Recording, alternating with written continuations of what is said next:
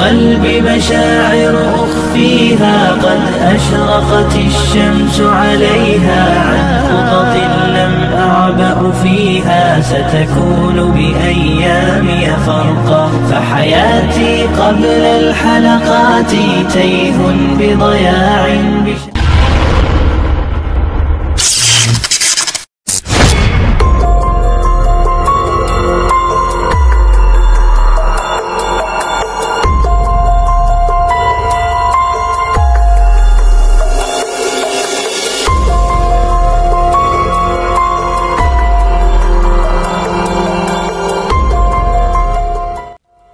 Assalamualaikum warahmatullahi wabarakatuh.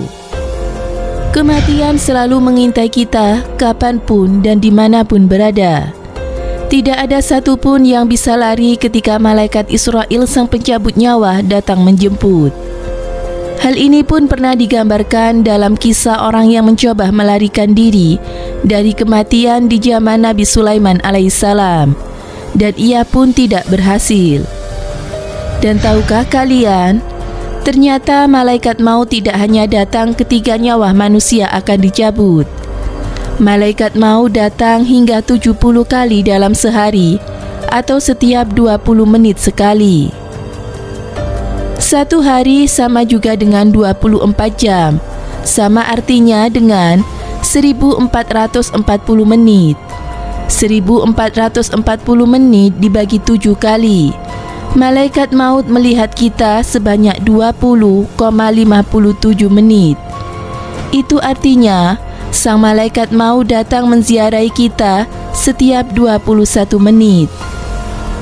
Hal ini sebagaimana disebutkan dalam hadis yang artinya, sesungguhnya malaikat maut benar-benar melihat wajah-wajah para hamba setiap 70 kali.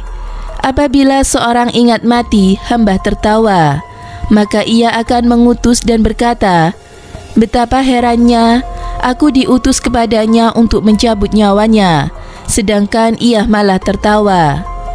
Perkara ini juga dijelaskan dalam sebuah hadis yang diriwayatkan oleh Abdullah ibnu Abbas radhiyallahu anhu. Dalam sabdanya, Rasulullah SAW menyampaikan bahwa malaikat Israil datang dan memperhatikan wajah-wajah manusia yang sedang tertawa-tawa.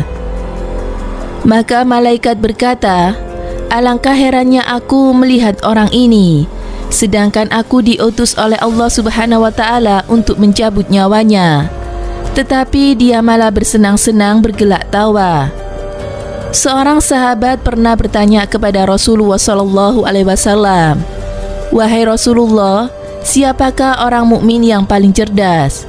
Rasulullah menjawab, yang paling banyak mengingat mati.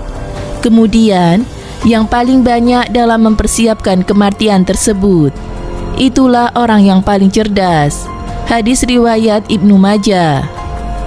Secara fitrah, manusia biasa memang tidak bisa melihat malaikat yang gaib itu, kecuali orang-orang yang sholih dan pilihan yang senantiasa ingat akan kematian. Golongan ini selalu memperhatikan hadis-hadis Rasulullah SAW yang jelas menjelaskan mengenai perkara-perkara gaib, terutama perihal kematian dan hubungannya dengan malaikat maut, sehingga mereka tidak lalai dan selalu sadar terhadap kehadiran malaikat maut. Dalam riwayat, malaikat maut diciptakan oleh Allah Subhanahu wa Ta'ala dengan 4 wajah.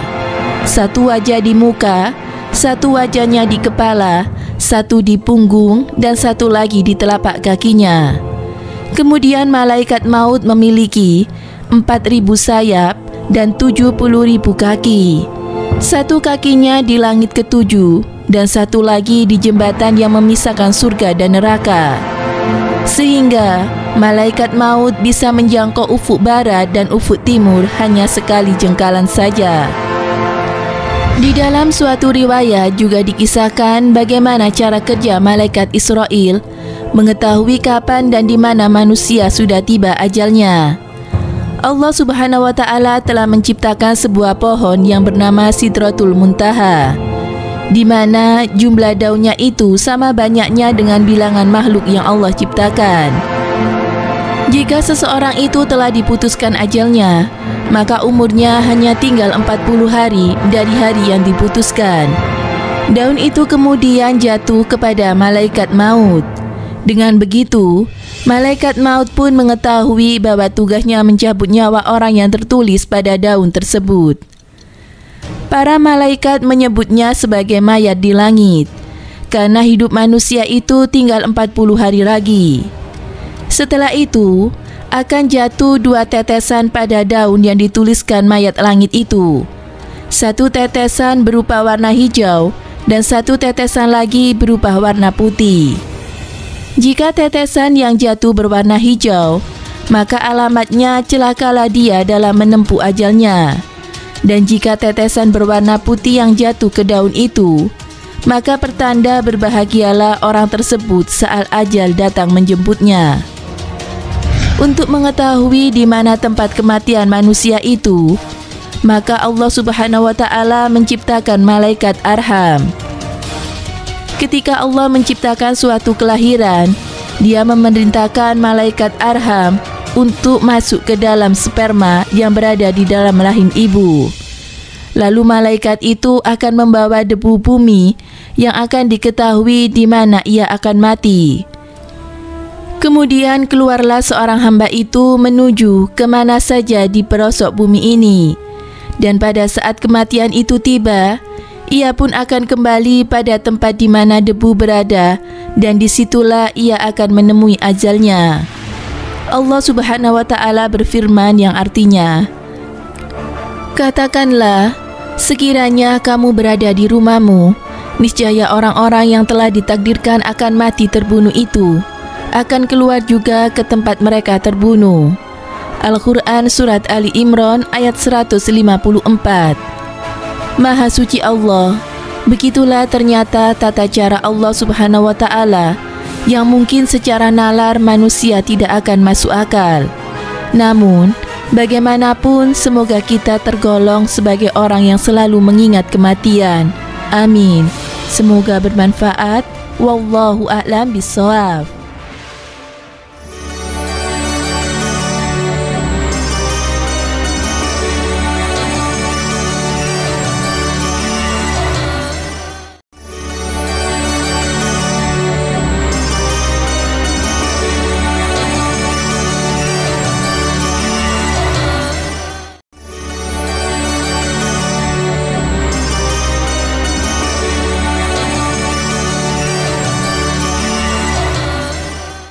Assalamualaikum warahmatullahi wabarakatuh. Pemirsa Amirul Mukminin yang dirahmati oleh Allah Subhanahu wa Ta'ala, malaikat Israil adalah malaikat pencabut nyawa dan salah satu malaikat dari 4 malaikat paling utama, yaitu malaikat Jibril, Mikail, dan juga Israfil.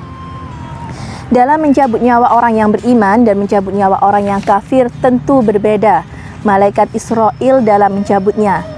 Ketika malaikat Israil mencabut nyawa orang yang beriman, tentu dengan menampakkan wajah yang begitu tampan, lalu mencabutnya dengan sangat lembut, yaitu bagaikan mengambil rambut dari adonan tepung, dan memberikan kabar gembira, yaitu berupa surga. Sedangkan untuk mencabut nyawa orang yang kafir, yaitu dengan menampakkan wajahnya yang begitu buruk, dan mencabutnya seperti dalam mengambil kapas dari duri, dan itu sangat sakit dan memberikan kabar yang tidak baik, yaitu berupa neraka. Ketika seluruh umat, ketika seluruh makhluk Allah Subhanahu wa Ta'ala telah meninggal semuanya, baik itu dari para malaikat, nabi, rasul, lalu juga para ulama, dan semuanya telah meninggal, tinggal Allah dan malaikat Israil saja. Lalu Allah Subhanahu wa Ta'ala berkata kepada malaikat Israil, "Wahai malaikat pencabut nyawa, sekarang cabutlah nyawamu sendiri." Dan saat itu malaikat Israil pergi ke tempat, yaitu di mana di antara surga dan neraka. Di situ malaikat Israil mencabut nyawanya sendiri. Beliau mencabut nyawanya sendiri dengan teriakan yang begitu dahsyat, dan seandainya ada manusia yang masih hidup di saat itu, maka dipastikan semua makhluk akan mati karena teriakan dari malaikat Israil. Lalu malaikat Israil berkata, "Ya Allah, seandainya aku tahu begini sakitnya syakaratul maut, begini sakitnya ketika nyawa dipisahkan dari raganya, maka aku akan mencabut nyawa orang-orang yang beriman jauh lebih lembut dari aku mencabut sebelum-sebelumnya." Semoga kita selalu berada di dalam lindungan Allah dan meninggal dalam keadaan husnul khatimah. Amin Allahumma amin. Semoga bermanfaat. Wassalamualaikum warahmatullahi wabarakatuh.